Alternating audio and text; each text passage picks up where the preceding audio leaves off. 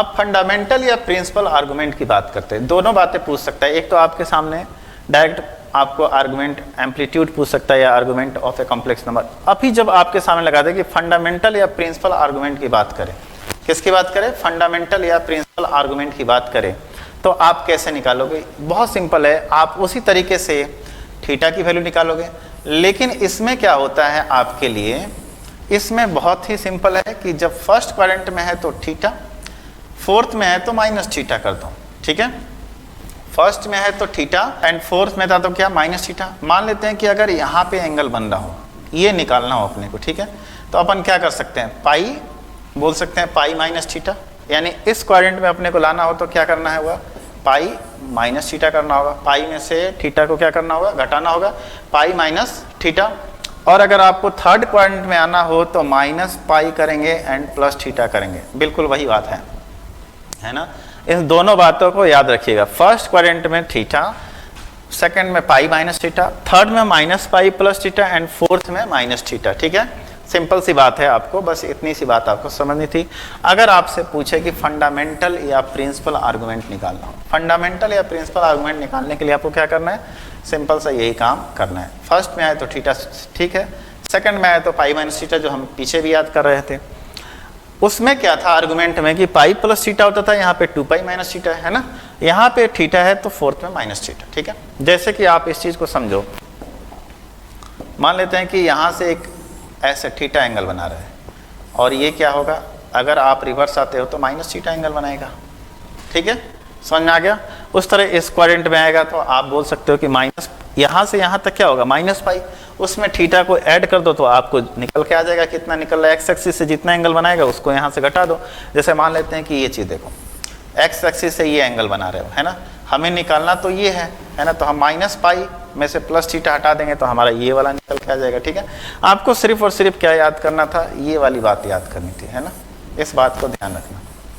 दोनों में मैंने आपको बता दिया है, इस बात को समझ के चलना, ठीक है। अब आपको निकालना क्या है, कुछ सवाल दे रहा हूँ मैं, उस सवाल पे आपको इसका जवाब देना होगा, ठीक है। जैसे यहाँ पे कह रहे हैं कि z बराबर -2 - 2√3i फाइंड प्रिंसिपल आर्गुमेंट, ठीक है। तो सबसे पहली बात तो ये है आपके सामने कि कौन से क्वाड्रेंट में ये लाइक कर रहा है, कौन से क्वाड्रेंट में आ रहा है, देखिए। तो -2 - 2√3 यानी कि थर्ड क्वाड्रेंट में है ना। थर्ड क्वाड्रेंट में क्या बताए थे, माइनस पाई प्लस थीटा की वैल्यू कितनी आएगी यहाँ से, तो tan इनवर्स है ना, -2√3 अपॉन -2, यानी कि -2 से -2 कट गया, ठीक है। √3 का मतलब कितना हुआ, पाई/3, यानी कि आप लिख सकते हैं माइनस पाई प्लस पाई/3, यानी कितना, -3 पाई प्लस पाई/3, यानी कि 2 पाई -2 पाई अपॉन 3। मतलब कि देखिए इस चीज़ को समझिए आप, यहाँ पे कितना है, -2 पाई/3, तो देखिए कहीं ना कहीं ये चीज़ ऐसे आएगा, बना होगा, तो यहाँ से लेके यहाँ तक का एंगल कितना हुआ, तो -2 पाई/3। एक्स एक्सिस से आपको ये एंगल निकालना था, तो ये निगेटिव डायरेक्शन में था, ठीक है, तो इसलिए यहाँ पे कितना आया, -2 पाई/3। क्लियर है चीज़, कितना आया, -2 पाई/3। समझ में आ गया, ये एंगल आपको फाइंड आउट करना था, है ना।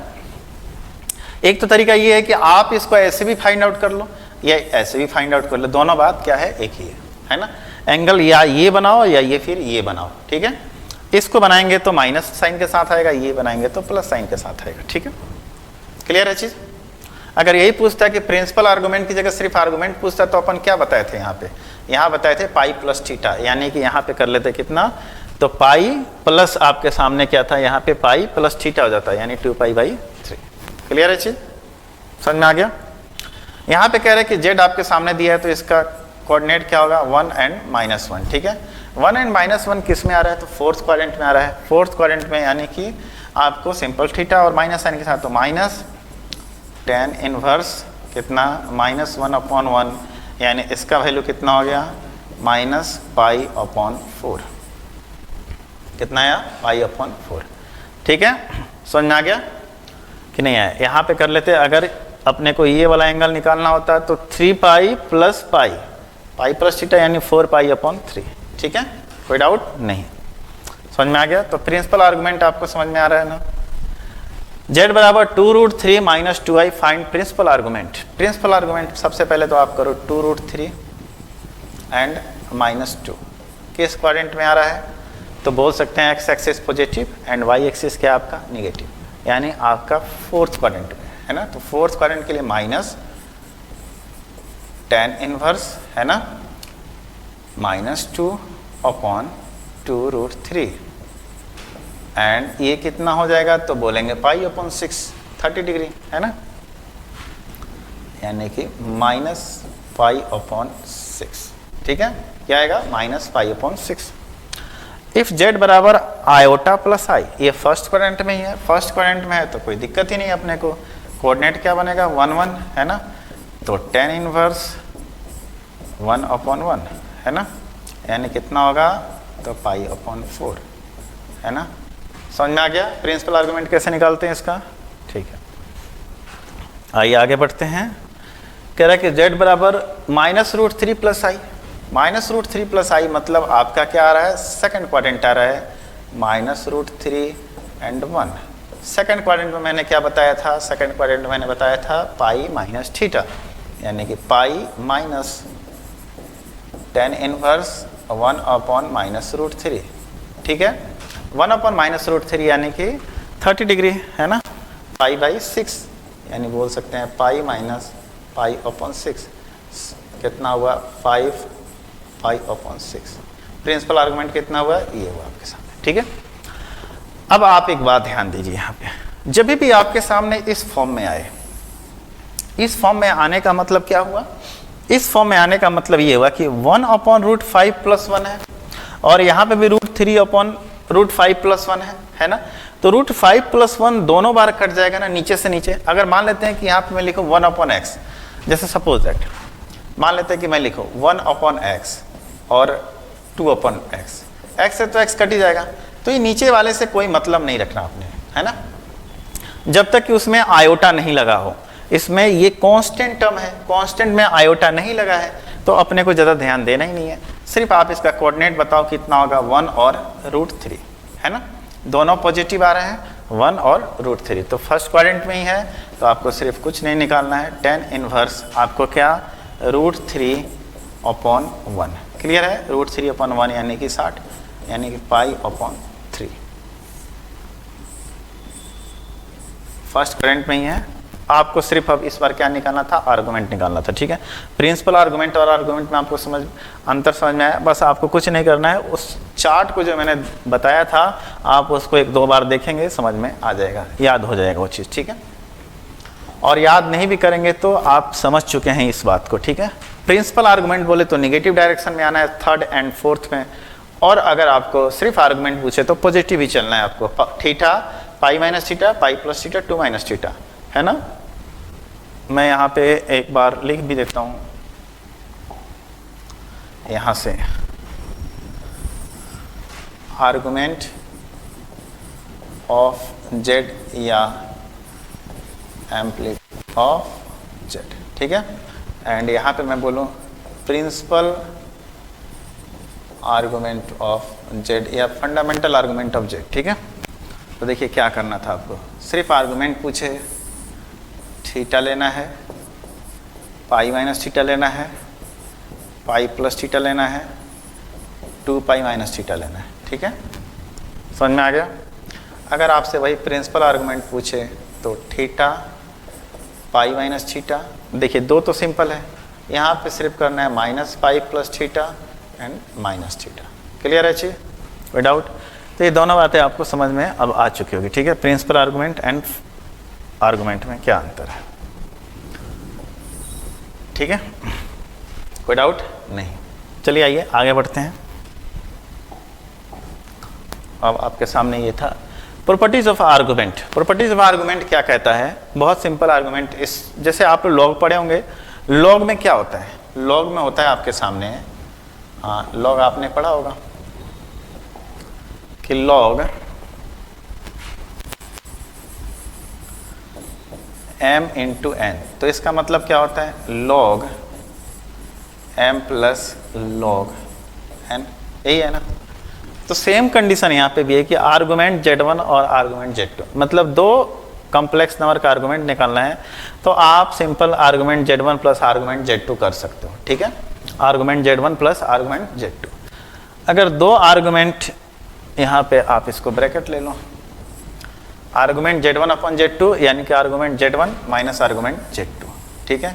आर्गुमेंट Z का पावर n, तो ये n जो है आके साथ मल्टीप्लाई हो जाता है जैसे लॉग में होता है, and n into argument of Z कर सकते हैं, ठीक है। ये प्रॉपर्टीज ऑफ आर्गुमेंट का था, इसको आप समझ चुके होंगे, ठीक है। तो आइए देखते हैं, अब आपके सामने इसका आर्गुमेंट निकालना है, ठीक है। तो अपन इसको कैसे लिख सकते हैं, देखिए सबसे पहले तो इस Z का जो है अपन लिख सकते हैं 15, है ना। आर्गुमेंट करना है, argument of 1 plus √3i, upon में है तो -10 आर्गुमेंट ऑफ 1 माइनस i, ठीक है। क्लियर है चीज़, लिख सकते हैं इस तरह। चलिए 15 तो 15 रहेगा, है ना। ये फर्स्ट क्वाड्रेंट में है तो कोई फर्क नहीं पड़ेगा, ठीक है। फर्स्ट क्वाड्रेंट में है तो आप इसको लिख लीजिए ऐसे 10 इनवर्स, है ना, √3 अपॉन 1, ठीक है, ठीक है। माइनस, इसको आप ब्रैकेट बंद कर दीजिए, यहाँ पे लिख लीजिए आप 10 ले लीजिए बाहर, है ना।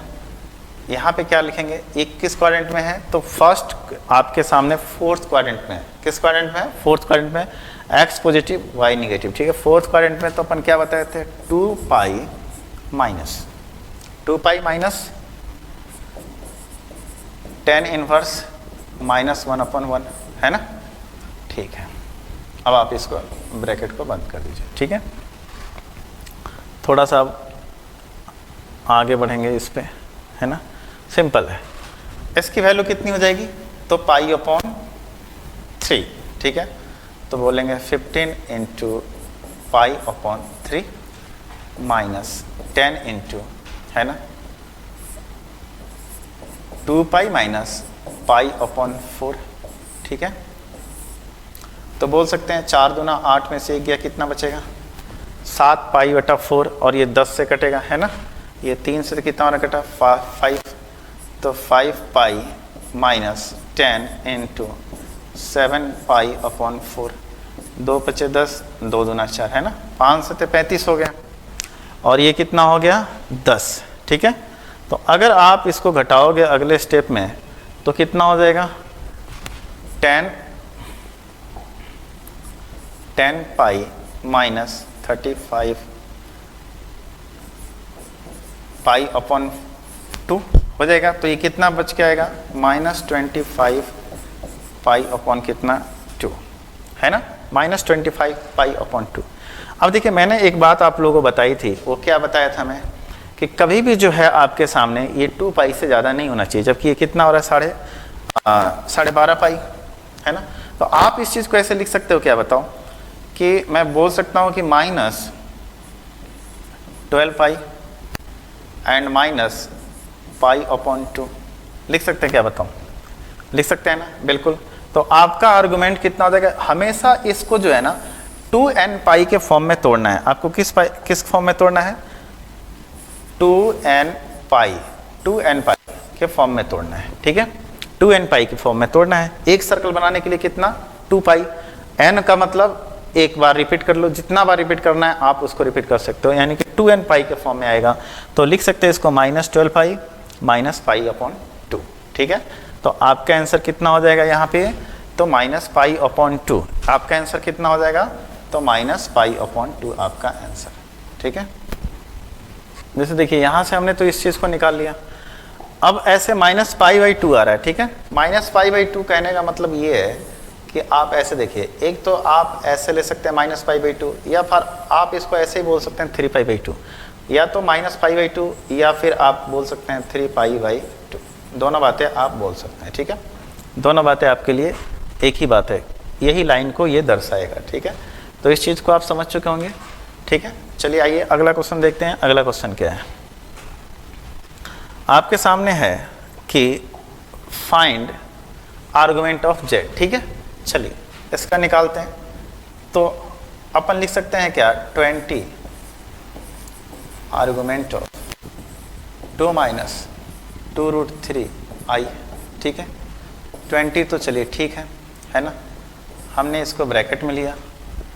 अब बताइए किस क्वाड्रेंट में आएगा, ये आपका y क्या है, नेगेटिव है एंड x पॉजिटिव है, यानी कि फोर्थ क्वाड्रेंट में आएगा। ये फोर्थ क्वाड्रेंट के लिए मैंने क्या बताया था, 2 pi minus theta, 2 pi minus theta यानी कि tan इनवर्स, है ना।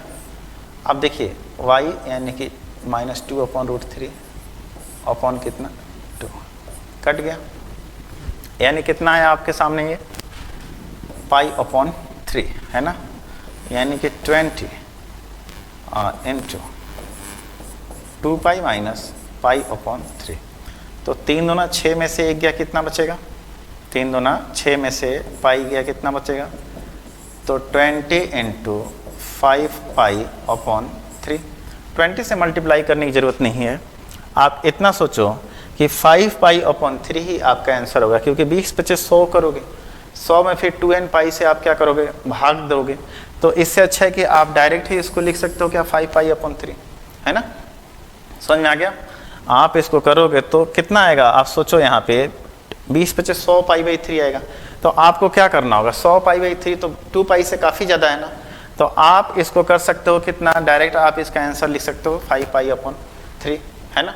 चाहे आप ऐसे देखोगे, चाहे ऐसे सोचो, आप पहले चलो गुना ही कर लो, गुना कर लोगे तो क्या आएगा आपके सामने, यहाँ से देखोगे 100 π/3, क्या मैं इसको लिख सकता हूँ 32 पाई, चाहे आप ऐसे लिख लो 4 π/3, लिख सकते हैं ना। 32 थी 96 और 4 कितना हो गया, 100 π/3, है ना। तो आपका आंसर 5 π/3 नहीं होगा, क्या होगा, 4 π/3। मैंने बोला था कि इसको हमेशा आपको किस में तोड़ना है, सॉरी, यहाँ पे इसका आंसर आएगा 4 π/3। हमेशा इसको 2n पाई के मल्टीपल में ही रखना है, 2n पाई के मल्टीपल में ही तोड़ना है, ठीक है, 2n पाई के मल्टीपल में ही तोड़ना है, ठीक है, याद रखें इस बात को हमेशा, ठीक है। सबसे पहले तो आप आर्गुमेंट निकाल लोगे, है ना। अब उसको बार बार गोल को रिपीट करने से अच्छा है कि आप जो फाइनल एंगल बनना है, मैं उसकी बात करूँ, जैसे कि देखो, इसको बार बार ऐसे रिपीट नहीं करना है अपने को, ठीक है। एक बार खत्म हो गया, फिर वो जितना बन रहा है वही आपका एंगल होगा, ठीक है। तो ये 100 π/3 जो आ रहा था, इसको हमने 32 टाइम्स, तो ये 2n पाई के मल्टीपल में है, तो इसको अपन क्या कर लिए, अलग कर लिए, और वहाँ से आपका आंसर कितना है, 4 π/3। तो इस चीज़ को ऐसे आपको तोड़ना था, ठीक है। चलिए आइए आगे बढ़ते हैं एंड अगला सवाल देखते हैं, ठीक है। आगे आपके सामने है कि z बराबर कुछ इस प्रकार से है, ठीक है, 4 माइनस, एंड आपको इसमें करना क्या है, फाइंड आर्गुमेंट करना है ना, आपको इसका एंगल निकालना है, ठीक है।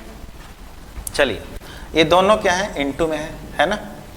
अब इसका आगे लिखा नहीं कि फाइंड आर्गुमेंट ऑब्जेक्ट, खैर कोई नहीं, अपन करते हैं, है ना। तो अपन इसको लिख सकते हैं क्या, 5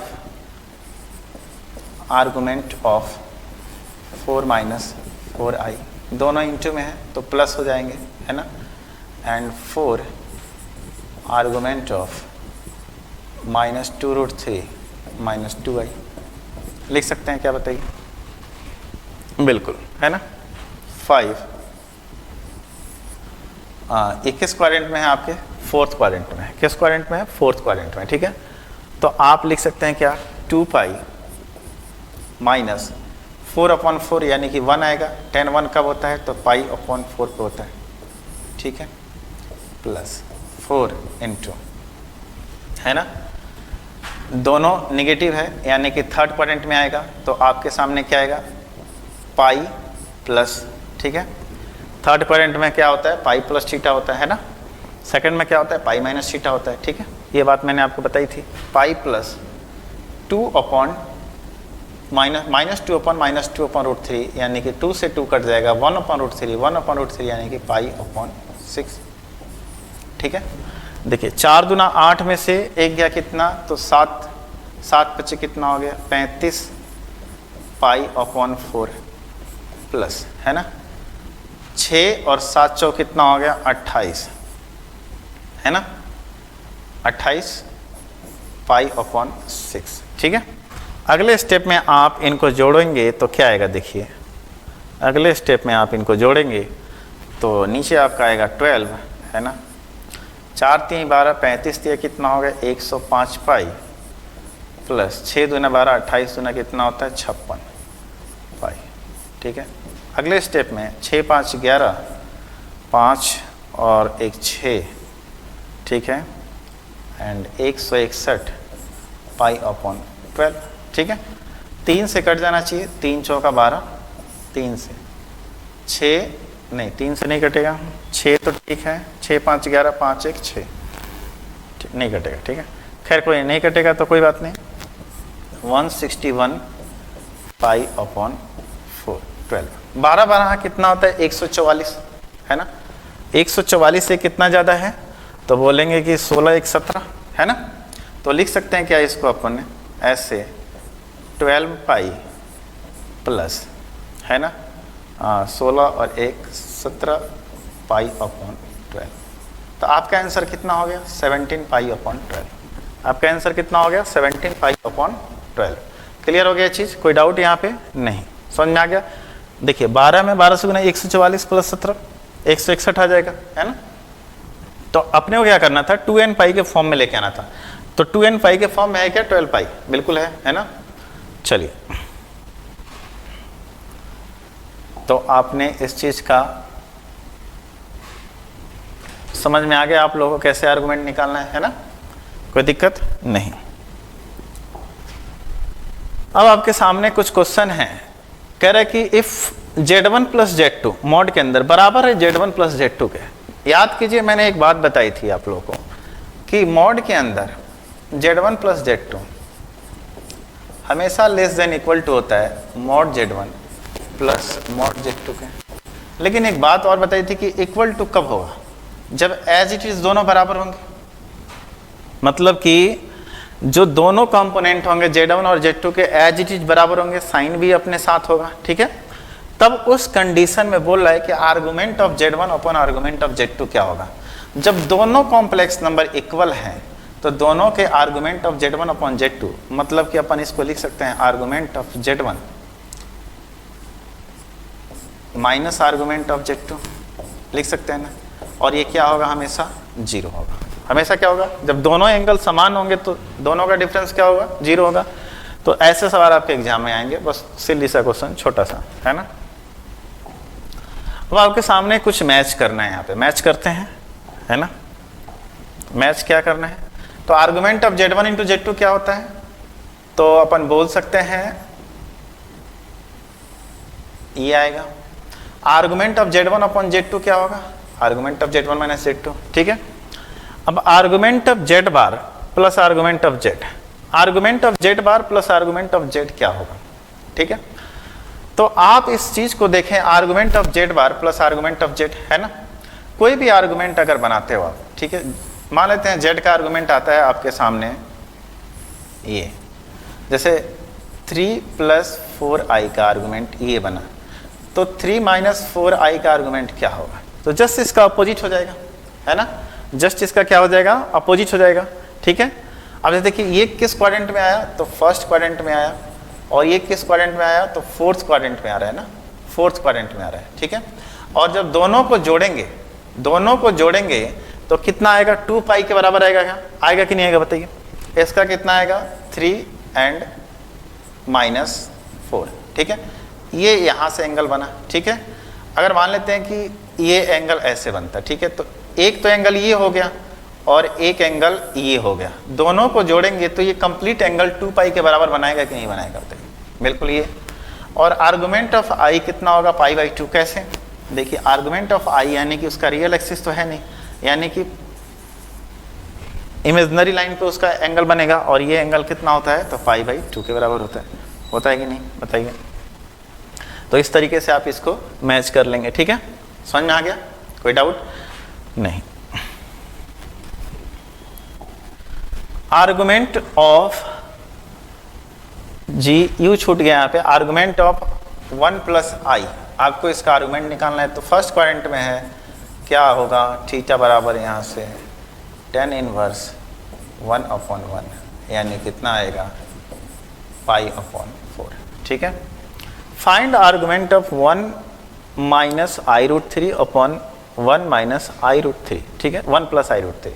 ये दो कॉम्प्लेक्स नंबर है, अपॉन में है, तो आप इसको लिख सकते हैं क्या, आर्गुमेंट ऑफ, है ना, 1 minus i root three, and upon में है तो माइनस हो जाएगा argument of 1 plus i root three. और ऐसे सवाल तो मैंने आपको बता ही दिया है।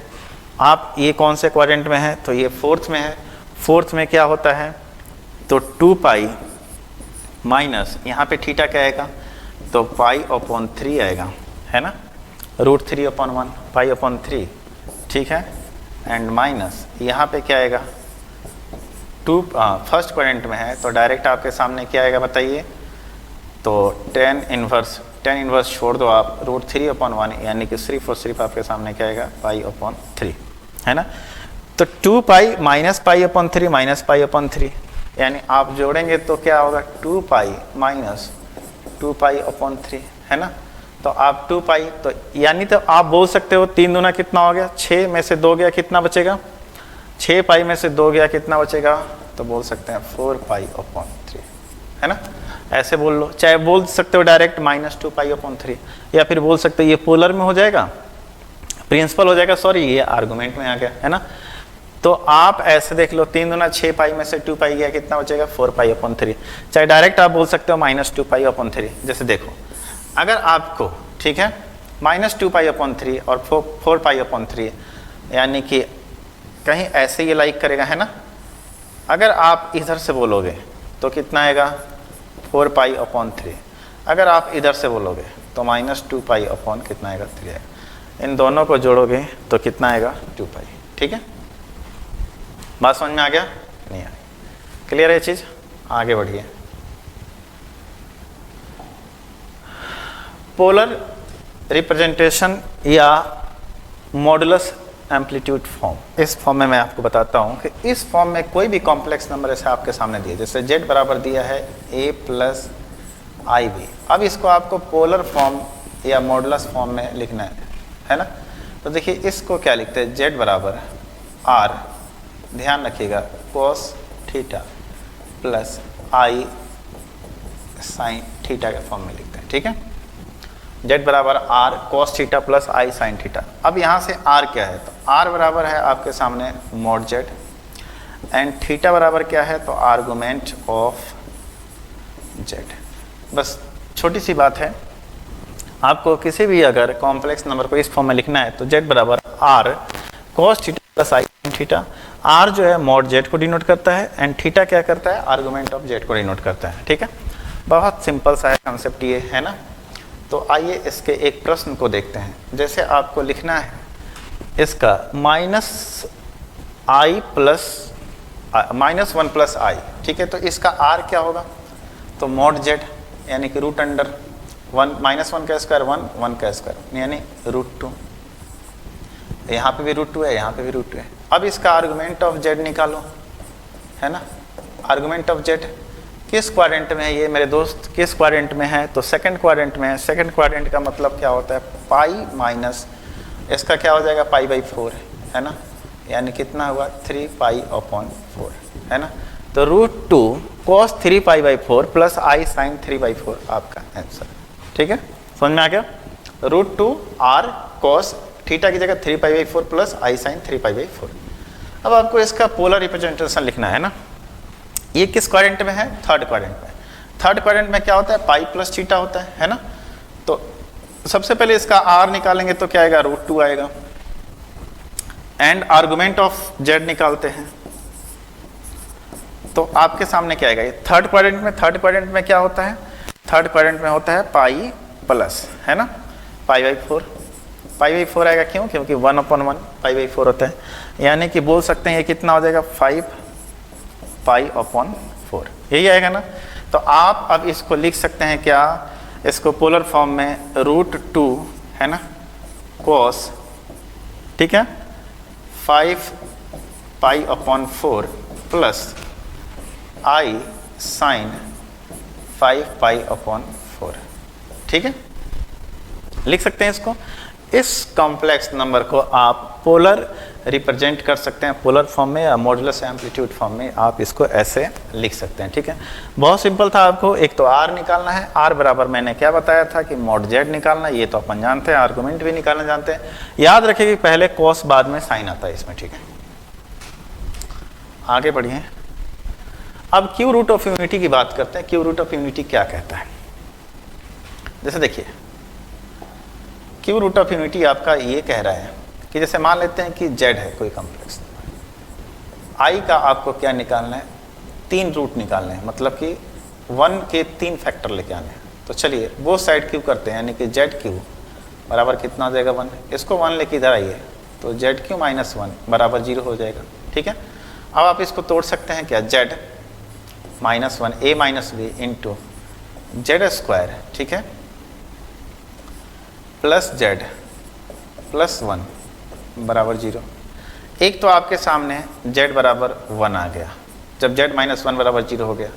दूसरा जेड स्क्वायर, यहाँ से z की 2 वैल्यू आएगी सीरीधाराचारी फार्मूला से, -1 plus minus root under b का स्क्वायर यानी 1 का स्क्वायर माइनस 4ac यानी 4 अपॉन 2 इंटू ए। ठीक है, तो अपन इसको क्या लिख सकते हैं? देखिए, एक तो अपन z बराबर यहाँ से ये लिख सकते हैं -1 प्लस आई रूट 3 अपॉन 2। एक लिख सकते हैं -1 माइनस आई रूट 3 अपॉन 2। अब देखिए इसमें जो है ना 1 तो चलो ठीक है, एक तो आ गया, एक दूसरा को हम ओमेगा मान लें तो अगर इसका स्क्वायर करेंगे तो ये आ जाएगा। याद रखें आप इस बात को, एक फर्स्ट को 1, एक को ओमेगा और दूसरे को ओमेगा स्क्वायर। ठीक है, तो अगर अपन इस तीनों को जोड़ते हैं, ठीक है, अगर अपन इन तीनों को जोड़ते हैं तो ऑलवेज 0 आता है। याद रखें, बस आपको यही 2 बातें याद रखनी थी। हमने इसको ओमेगा माना तो ये ओमेगा स्क्वायर है। ठीक है, ये क्यूब रूट ऑफ यूनिटी की बात कर रहे हैं। एक तो 1 है तो याद रखें कि 1 प्लस ओमेगा स्क्वायर 0 आएगा। अगर आप ओमेगा क्यू करते हैं तो 1 आएगा, ओमेगा क्यू आप किसी का भी क्यू कर लो 1 आएगा। ठीक है, ओमेगा क्यू क्या आएगा? 1 आएगा। आपको ये 2 पॉइंट याद रखने हैं, बाकी इस पे ध्यान दो या ना दो बस मैंने आपको समझाने के लिए कर दिया, बट आपको ध्यान किस पे देना है? ये 2 बात पे। ठीक है, अब इसी से सवाल आपके आगे बनने वाले हैं। ठीक है, तो इस पे सवाल देखते हैं।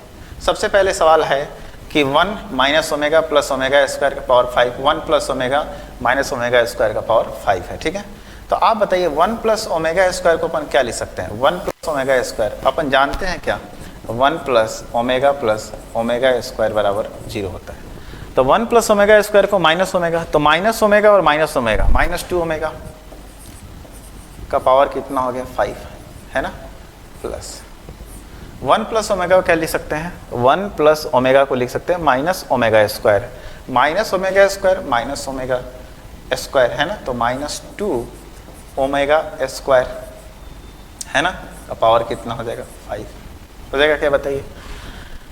तो देखिए यहाँ से -2 का पावर 5 यानी कितना हो जाएगा? यहाँ पे -2 का पावर 5 -32 हो जाएगा, है ना, एंड ओमेगा का पावर 5 हो जाएगा। यहाँ से हो जाएगा क्या बताइए? बिल्कुल। और यहाँ पे ओमेगा का पावर कितना हो जाएगा? 10 हो जाएगा। हो जाएगा क्या? तो -2 का पावर 5, यहाँ पे -2 का पावर 5, -2 का पावर 5 हम कॉमन कर लेते हैं। ठीक है, ठीक है। अब यहाँ पे क्या बचेगा? तो आपके पास बचेगा ओमेगा का पावर 5 प्लस ओमेगा का पावर कितना? 10, यही बचेगा ना। ओमेगा का पावर 5 को अपन क्या लिख सकते हैं बताइए? ओमेगा का पावर 5 को अपन लिख सकते हैं यहाँ पे -2 का पावर 5 है ना, है ही है। ठीक है, एंड ओमेगा का पावर 5 को अपन लिख सकते हैं, ओमेगा क्यू 1 होता है ओमेगा स्क्वायर, और ओमेगा का पावर 10 को लिख सकते हैं कितना? तो बोल सकते हैं ओमेगा, लिख सकते हैं ओमेगा का पावर 3 का पावर 3 इंटू ओमेगा। इसका वैल्यू कितना हो गया? तो 1 omega plus omega square is equal to -1, यानी इसकी वैल्यू -1 और -1 इंटू -32 कितना हो जाएगा? इसका आंसर 32। समझ में आ गया? कोई दिक्कत नहीं होनी चाहिए। ठीक है, उस तरह यहाँ पे बात है कि 1 plus omega is equal to लिख सकता हूँ ओमेगा क्यू, हाँ, omega square minus omega square का पावर क्यू है तो बोल सकते हैं माइनस ओमेगा का पावर कितना हो जाएगा? 3 दूना 6। ठीक है, चलिए minus 1 plus omega square is equal to कितना हो जाएगा, माइनस ओमेगा, यानी माइनस ओमेगा का पावर यहाँ से कितना हो जाएगा, क्यूब। ठीक है, तो अब एक बात बताइए, ये कितना हो जाएगा, ओमेगा क्यूब 1, तो ये तो -1 हो गया है ना, ओमेगा का क्यूब यानी माइनस माइनस प्लस 1, यानी कितना हो गया आपका 0। इसका आंसर क्या आएगा, 0। देखिए माइनस पे क्यू जाएगा तो माइनस और माइनस ये प्लस हो जाएगा, ओमेगा क्यू की वैल्यू कितनी हो जाएगी, 1। यहाँ पे देखिए ओमेगा का पावर कितना है, 6 है ना, ओमेगा का पावर कितना है, 6 है। ठीक है, तो ओमेगा 6 कहने का मतलब ये होता है कि ओमेगा क्यू का स्क्वायर कर दो, है ना, क्लियर है, समझ में आ गया। तो स्क्वायर, इसका वैल्यू 1 का स्क्वायर 1, बाहर माइनस है तो -1 प्लस 1 क्या हो गया, तो आपका 0 हो गया। क्लियर है चीज़, कोई डाउट नहीं। अगला देखिए आप, अगला आपके सामने कुछ इस प्रकार है, 1 minus omega plus omega square, 1 minus omega plus omega power 4। ठीक है, अब एक बात बताइए, 1 प्लस ओमेगा स्क्वायर को अपन क्या लिख सकते हैं, 1 plus omega square minus omega into minus omega -2 omega. उस तरह 1 अब पावर में 4 है, ये पावर में 4 को अपन लिख सकते हैं क्या, बताओ, यहाँ पे पावर में 4 है, ओमेगा का पावर 4 को अपन क्या लिख सकते हैं, ओमेगा लिख सकते हैं क्या, तो 1 प्लस ओमेगा बराबर क्या हो जाएगा, माइनस ओमेगा स्क्वायर, यानी बोल सकते हैं यहाँ पे अगर इसकी बात करें तो -2 ओमेगा आएगा। बिल्कुल ठीक है, -2 ओमेगा आएगा। ठीक है, कितने टर्म्स हैं, 2n टर्म्स हैं। 2n टर्म्स आने का मतलब क्या है कि इवन नंबर्स में, इवन नंबर्स में मतलब 2-2 के पेयर आसानी से बन सकते हैं। ठीक है, यानी ये कितने बार आएंगे, 2n टर्म्स है तो n पेयर बनेंगे, n पेयर बनेंगे ना, बिल्कुल n पेयर बनेंगे। उस तरह आगे भी जाएंगे ना तो 1 ओमेगा का पावर 4 है तो इसको ओमेगा लिख सकते हैं, ओमेगा का पावर 8 है तो आप इसको क्या लिख सकते हो, ओमेगा स्क्वायर लिख सकते हो, लिख सकते हो ना। ओमेगा का पावर 8 को अपन क्या लिख सकते हैं, ओमेगा का पावर 8 को अपन लिख सकते हैं ओमेगा क्यू का स्क्वायर इंटू ओमेगा स्क्वायर लिख सकते हैं ना। तो आप क्या देख रहे हो कि देखो माइनस इंटू माइनस कितना हो गया, प्लस, 2 दूना कितना हो गया 4 और ओमेगा क्यू। अब ये कितना बार आएगा तो n बार आएगा, ओमेगा क्यू की वैल्यू कितनी हो जाएगी 1, यानी इसका आंसर कितना हो जाएगा आपके सामने 4n। कितना आंसर हो जाएगा 4n, क्योंकि प्रत्येक 2 पेयर बन के आपके सामने 4 लेके आ रहा है, प्रत्येक 2 मिलके कितना लेके आ रहा है 4, एंड 2n फैक्टर्स है, मतलब 2 अगर बन के 4 हो रहा है और 2n है तो कितने फैक्टर टोटल अगर बात करें तो ऐसे कितने जोड़े बनेंगे, n जोड़े बनेंगे तो n ले लिया, और एक जोड़ा से हमें कितना मिल रहा है 4 मिल रहा है, तो हमें हमारा आंसर कितना हो गया 4n मिलेगा। ठीक है, समझ में आ गई ये बात आप लोग को, है ना। चलिए आपके सामने if 1 plus omega square 1 omega and omega square be cube roots of unity then find the value of 2 plus 5 omega plus 2 omega square का पावर 6 है। चलिए मैं इन दोनों में से 2 कॉमन कर लेता हूँ, 2 कॉमन करूंगा तो क्या बचेगा 1 plus omega square and plus 5 omega whole power कितना है 6 है। 1 प्लस ओमेगा स्क्वायर की जगह हम क्या ले सकते हैं माइनस ओमेगा, तो -2 ओमेगा प्लस 5 ओमेगा है ना, पावर 6।